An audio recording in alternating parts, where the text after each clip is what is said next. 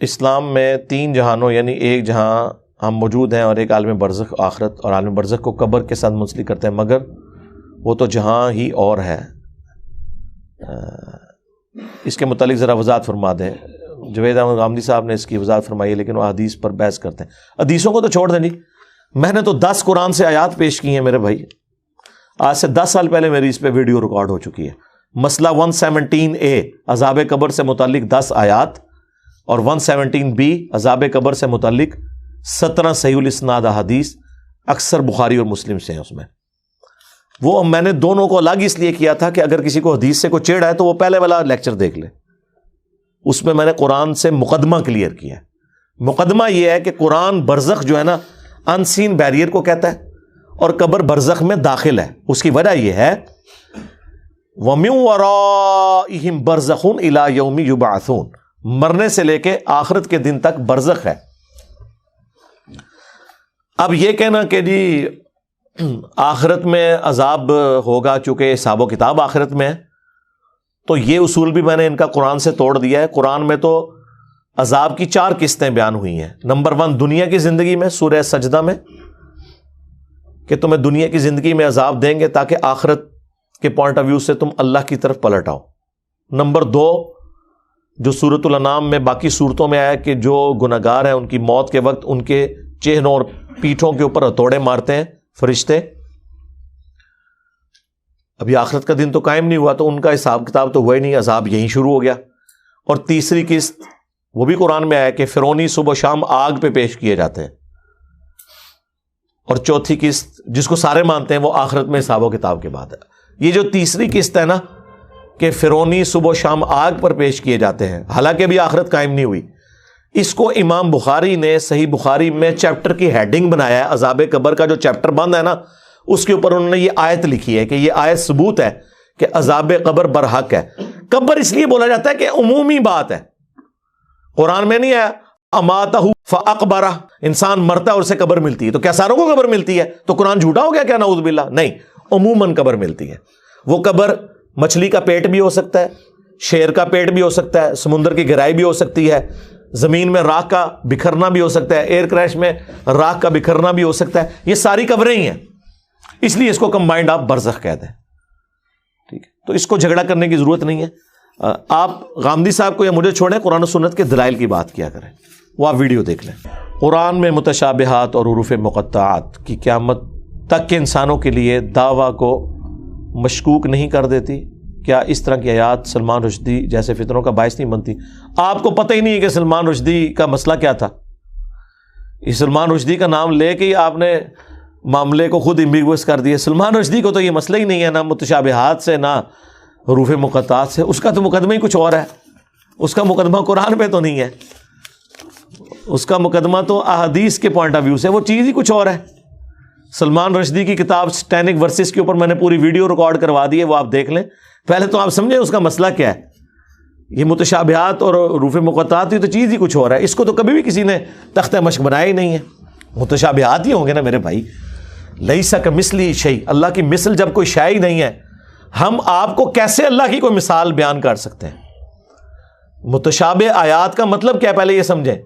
متشابہ کا مطلب یہ نہیں کہ شک میں ڈالنے والی، متشابہ عربی میں کہتے ہیں ریزمبلنس، ملتی جلتی چیز۔ دودھ کا سفید ہونا اور چونے کا سفید ہونا یہ متشابہ ہے، ایک دوسرے سے ملتا ہے، لیکن دودھ اور چیز ہے، چونا اور چیز ہے، ٹھیک ہے؟ وہ چیک کرنے سے پتا چلے گا۔ متشابہ کا لفظ سورہ بقرہ میں آیا کہ جنت میں ان کو وہ فروٹ دیے جائیں گے جو متشابہ ہوں گے دنیا کے فروٹوں کے ساتھ، تو جنتی کہیں گے ہمیں تو وہی رزق دیا گیا، تو اللہ تعالیٰ فرما رہا ہے یہ اس کے متشابہ ہوگا رزق، وہ تو جب کھائیں گے تو پتا چلے گا کہ یہ والا آم جو جنت میں ٹیسٹ دے رہا ہے دنیا کے آم سے بہت مختلف ہے۔ اچھا دیا کیوں جائے گا؟ اس کے پیچھے ریزن یہ ہے کہ دنیا میں آپ دسترخوان پہ بیٹھے ہوئے سب سے پہلے اس چیز کو ہاتھ ڈالتے ہیں جس سے آپ فیملیئر ہوں۔ میں لا کے آپ کے سامنے کوئی عربی غذا رکھ دوں جو آپ نے کبھی دیکھی بھی نہ ہو اور آپ کو سخت بھوک لگی ہوئی ہے، آپ اس کو اپنی پلیٹ میں ڈالیں گے یا چکن قورمے کو اور بریانی کو یا مٹن قورمے کو ڈالیں گے؟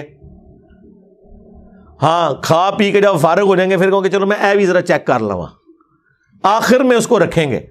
اللہ کو اس بات کا پتا تھا. اللہ کہتا ہے کہ ہم جنت کی ابتدائی مہمان نوازی ان فروٹس کے ساتھ کریں گے جو دنیا میں لوگوں نے دیکھے ہوئے ہوں گے تاکہ انہیں وہ اچھے لگے.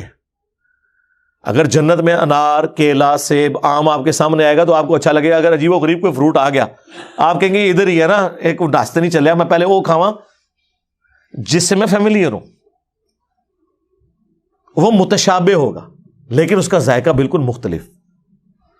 تو آخرت کا دھندلا تصور دینے کے لیے دنیا میں اللہ نے ریزمبلنس والی چیزیں رکھ دی ہیں. حوروں کا تصور دینے کے لیے بیویاں رکھ دی، حالانکہ زمین آسمان کا فرق ہے. اچھا، آخرت میں اللہ تعالیٰ نے جنت کے فروٹ دنیا میں بھی فروٹ رکھ دیے. پھر اللہ کی جو اپنی صفات ہے، اللہ بھی دیکھتا ہے، ہم بھی دیکھتے ہیں، لیکن ہمارے دیکھنے میں اللہ کے دیکھنے میں فرق ہے.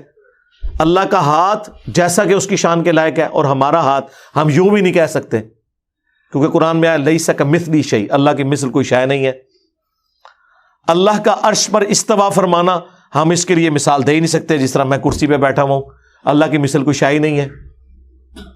ٹھیک ہے، تو یہ ذہن میں رکھیں، یہ متشابہ ہے.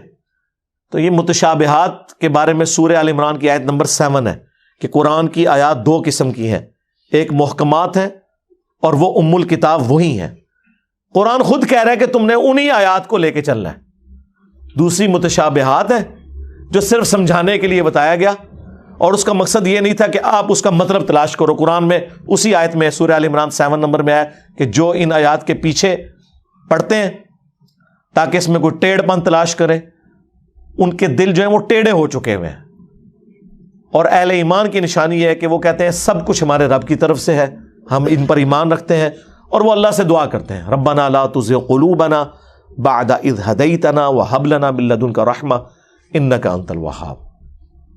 اور بخاری مسلم میں انہی آیات کے بارے میں سورہ آل عمران 7 نمبر آیت کے کانٹیکسٹ میں ایک حدیث ہے کہ تم جسے دیکھو کہ وہ متشابہات کے پیچھے پڑا ہے تو جان لو یہ وہی ہے جس کے بارے میں قرآن میں آیا کہ اس کا دل ٹیڑھا ہو چکا ہے. یہ نبی اسلام نے ارشاد فرما دیا. اور اہل ایمان کی نشانی یہ ہے کہ وہ دعا کرتے ہیں ربنا لا تزغ قلوبنا، اے رب ہمارے دلوں کو ٹیڑھا نہ کرنا بعد اس کے کہ تو نے ہمیں ہدایت عطا فرمائی، ہمیں اپنے پاس سے رحمت عطا فرما اے عطا فرمانے والے، آمین. تو یہ ہے. تو سلمان رشدی کا جو ایشو ہے وہ ڈیفرنٹ ہے، اس پہ آپ میری پوری ویڈیو تفصیلی، میں نے اس کی ایک ایک چیز کا جواب دیا ہے. باقی تو صرف گالیاں نکالتے ہیں. میں نے اس کا مقدمہ پیش کیا، وہ کیا چاہ رہا ہے، کیوں اس نے کہا، کس چیز کو اس نے بنیاد بنایا، اس میں ہم نے کیسے ریبٹل کرنا ہے. اس میں نے کئی قرآن کی آیات اس کے جواب کے طور پر پیش کی، اس نے جو ڈنڈی ماری تھی وہ ڈسکس کی الحمدللہ. باقی صرف سر کی قیمتیں رکھتے ہیں، ہاں پتلے جلاتے ہیں، علمی بات کوئی نہیں کرتا.